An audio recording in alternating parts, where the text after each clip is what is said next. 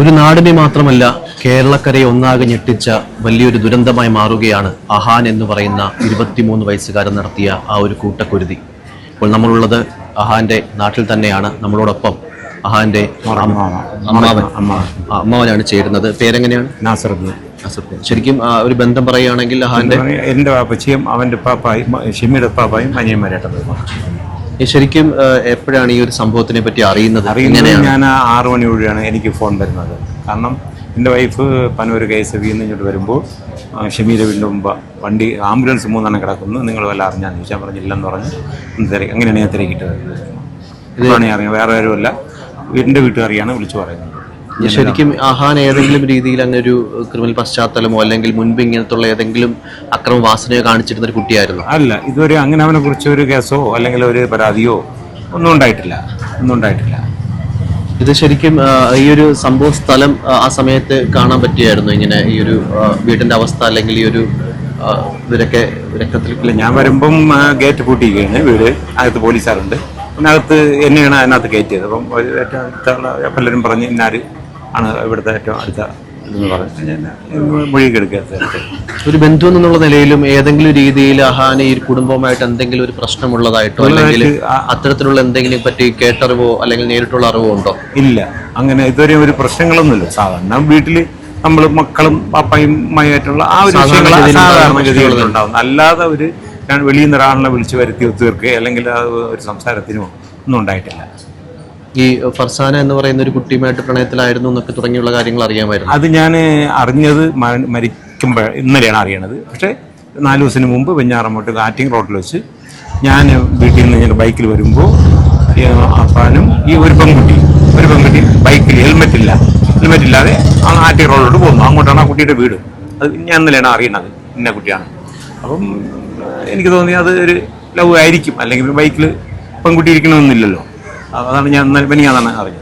ഈ അഹാൻ എങ്ങനെയാണ് പൊതുവെ ഈ ഒരു നാട്ടുകാരുമായിട്ട് ഈ ഒരു പ്രദേശമായിട്ടുള്ള നാട്ടുകാർ പറയുന്നത് കേട്ടോ പറഞ്ഞിട്ടില്ല. അങ്ങനെ ഒരു ആർക്കും ഒരു ശല്യക്കാരനല്ല, ഇതൊരു ശല്യക്കാരനായിട്ട് ആരും പറഞ്ഞു കേട്ടിട്ടുമില്ല. ശരിക്കും ഇത് കേൾക്കുമ്പോൾ ഒട്ടും ഉൾക്കൊള്ളാൻ പറ്റാത്ത അതാണ് ഇത് കേൾക്കുന്നത്. അവൻ ചെയ്തോ എന്നുള്ളതാണ് എല്ലാവരെയും എന്ത് സംഭവിച്ചു എന്നുള്ളതാണ് നമ്മളെ എല്ലാവരെയും മനസ്സിലുള്ളത്. ഇപ്പൊ ഉമ്മ ഷമിയുടെ ആരോഗ്യനില ഞാൻ ഇന്ന് 2 പ്രാവശ്യം കയറി കണ്ടു, ഡോക്ടറായിട്ട് സംസാരിച്ചു.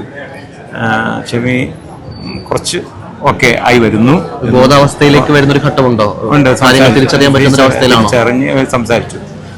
കുഞ്ഞിനെ ചോദിച്ചു, കുഞ്ഞിനെ ചോദിച്ചു കൊണ്ടുവരണം പറഞ്ഞിരുന്നു. ഞാൻ പറഞ്ഞു അവൻ ഇവിടെ ആശുപത്രിയിലാണ്, കുറച്ച് കഴിഞ്ഞ് അല്ല അങ്ങനെ പറയുമ്പോൾ പിന്നെ ആ ഒരു ഷോക്ക് വരുമല്ലോ. ഇപ്പം തന്നെ വലിയ വേഷങ്ങളായിട്ട് പോയില്ലേ, അതുകൊണ്ട് അത് പറഞ്ഞില്ല, ഞാൻ കൊണ്ട് കാണിക്കാം എന്ന് പറഞ്ഞു. പ്രത്യേകിച്ച് നമ്മളെ വളരെയധികം ഞെട്ടിച്ചൊരു കാര്യം, ഒരു കുഞ്ഞനുജനുമായി ഒരു പിതാവ് തുല്യനായിട്ടുള്ളൊരു അല്ലെങ്കിൽ ആ ഒരു സ്നേഹമായിരുന്നു എന്നുള്ളത് പരിസരവാസികൾ ഒന്നാകെ പറയുന്നുണ്ട്. ഏതെങ്കിലും രീതി, അതായത് അങ്ങനെ തന്നെ ആയിരുന്നു. അതാണ് എല്ലാവർക്കും സങ്കടം. നാട്ടുകാർക്കും ബന്ധുക്കൾക്കും അറിയുന്നവർക്ക് എപ്പോഴും അവൻ്റെ ഇടത്തെ കയ്യിൽ കാണാം, ബൈക്കിലായിരുന്നാലും എല്ലാം. പിന്നെ ടെമ്പോ ഓടിച്ച് ആട്ടോ ഓടിച്ചിടക്കണം, എപ്പോഴും നോക്കിയാൽ അവൻ്റെ ബൈക്കിൽ കാണും. അവനാണ് അവൻ്റെ ഫാദർ എന്ന നിലയിൽ, അല്ലെങ്കിൽ സഹോദരനെങ്കിൽ സഹോദരൻ, അച്ഛനാണെന്ന് വെച്ചാൽ ആ രീതിയിലാണ്. ശരിക്കും ഒന്നും അങ്ങോട്ട് ചിന്തിക്കാനോ അല്ലെങ്കിൽ ഒരു ഉത്തരത്തിലെത്താൻ പറ്റുന്ന അവസ്ഥയിലല്ല ആരും. എന്താണ് ഇതിനൊരു കാരണമെന്ന് ഒരു വിദൂരമായിട്ട് പോലും ചിന്തിച്ചെടുക്കാൻ സാധിക്കുന്നില്ല. അതാണ് എല്ലാവർക്കും ഒരു സങ്കടം. അവൻ എന്ത് ചെയ്തു, അല്ലെങ്കിൽ അവൻ ഇത്രയും ഒരു കുഞ്ഞിനെ പോലെ കെട്ടിപ്പിടിച്ച് കൊണ്ട് നടന്നവനാണ്, അവൻ ഇങ്ങനെ ചെയ്തല്ലോ എന്നുള്ളതാണ്, എന്തിനു ചെയ്തു എന്നുള്ളതാണ്. നമ്മളോടൊപ്പം കാലങ്ങളായി തന്നെ ഈ ഒരു അഹാന്റെ വീടിന് പരിസരത്ത് താമസിക്കുന്ന ഒരു ചേട്ടൻ കൂടി ചേരുകയാണ്. ചേട്ടന്റെ പേരെന്താണ്? എൻ്റെ റജി എന്നാണല്ലേ. ഏകദേശം എത്ര വർഷമായിട്ട് ഈ ഒരു അയൽപക്കത്ത് താമസിക്കുന്ന ആളാണ്? അതായത് ഈ പയ്യന്റെ അഫാന്റെ ഉമ്മ എന്നൊരു ചെറുപ്രായം തൊട്ട് ആ സമയം തൊട്ട് 10-30 വർഷം മുന്നേ വരെ ഞങ്ങളുടെ വീടിൻ്റെ അടുക്കാണ് താമസിക്കാൻ. അവിടെ കല്യാണം കഴിഞ്ഞതിന് ശേഷമാണ് ഈ ജംഗ്ഷൻ ഇവിടെ നിന്ന് ഇപ്പം ഞാൻ താമസിക്കുന്നതായിട്ട് ഒരു 1 കിലോമീറ്റർ അകലം മാത്രമേ ഉള്ളൂ. ഇപ്പോൾ ഒരു 25 വർഷം കൊണ്ടാണ് ഈ പേരുമല ജംഗ്ഷനിൽ അവർ മാറിയതും. ഈ പുതിയ വീട് വെച്ച് ഒരു 10 വർഷം കഴിഞ്ഞതേ ഉള്ളൂ. അപ്പോൾ പിന്നെ തന്നെ ഈ പയ്യനുമായിട്ട് അഫാൻ എന്ന് പറഞ്ഞ പയ്യനുമായിട്ടെന്ന് പറഞ്ഞാൽ അത്രയും അടുത്തൊരു, അതായത് ഞങ്ങളുടെ മാമായും മരുമോനും എന്നുള്ള രീതിയിൽ തന്നെയാണ് അവൻ നമ്മുടെ പെരുമാറിയിട്ടുള്ളത്. മറ്റുള്ള രീതിയിലുള്ള മറ്റു പയ്യന്മാരുമായിട്ടുള്ളൊരു ബന്ധം ഞങ്ങൾക്ക് ആർക്കും തന്നെ അറിഞ്ഞിട്ടില്ല. തന്നെയല്ല, ഈ ഒരു സംഭവത്തോടെയാണ് ഇവനിങ്ങനൊരു എങ്ങനെ ഇപ്പൊ ഏതെങ്കിലും രീതിയിലൊരു മാനസിക അസ്വസ്ഥതകളോ അല്ലെങ്കിൽ ഇത് 8ാം ക്ലാസ് ആ ഒരു സമയത്ത് 8 വർഷങ്ങൾക്ക് മുന്നേ മൊബൈൽ ഫോൺ വാങ്ങിക്കൊടുക്കാത്തതിന്റെ വിലയിൽ വിഷം കഴിച്ചു എന്നുള്ളൊരു സംഭവം അല്ലാതെ മറ്റേതെങ്കിലും രീതിയിൽ അങ്ങൊരു പശ്ചാത്തലമോ അല്ലെങ്കിൽ പരിസരവാസികളിലൊക്കെ എന്തെങ്കിലും ഒരു രീതിയിലുള്ളൊരു വഴക്കോ ഒന്നും ഉണ്ടായതായിട്ട് നിങ്ങൾക്ക് ആർക്കും അറിയില്ല, അങ്ങനെ ഉണ്ടായിട്ടുമില്ല? അങ്ങനെ ഒരു സാഹചര്യം ഉണ്ടായിട്ടില്ല. പരിസരവാസികൾ മാത്രമല്ല, അവൻ്റെ സുഹൃത്തുക്കളായിട്ടുള്ളൊരു വിഷയം ഉണ്ടായിട്ടില്ല.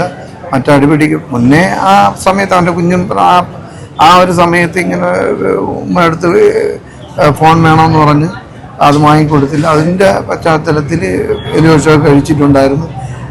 പിന്നെ ഇന്നലെ നടന്ന സംഭവം എന്ന് പറഞ്ഞാൽ ഇത് വെഞ്ഞാറമൂട് പോലീസ് വന്ന് ഇവൻ അവിടെ സറണ്ടർ ആയതിനു ശേഷം വെഞ്ഞാറമൂട് പോലീസും ഫയർഫോഴ്സും വന്നതിന് ശേഷമാണ് ഇവിടുത്തെ പേരുമല്ല നിവാസികൾ തന്നെ ഈ സംഭവം, ഈ ഞെട്ടിക്കുന്ന വിവരം അറിയാൻ തന്നെ കാരണം ഇവര് വന്നതിന് ശേഷം ഇവൻ ശരിക്കും ഇത്രയും വലിയൊരു കൃത്യം നടന്നിട്ടും വെളിയിലേക്ക് ഒരു ശബ്ദവും കേട്ടിരുന്നില്ല എന്നുള്ളതാണ് അല്ലേ?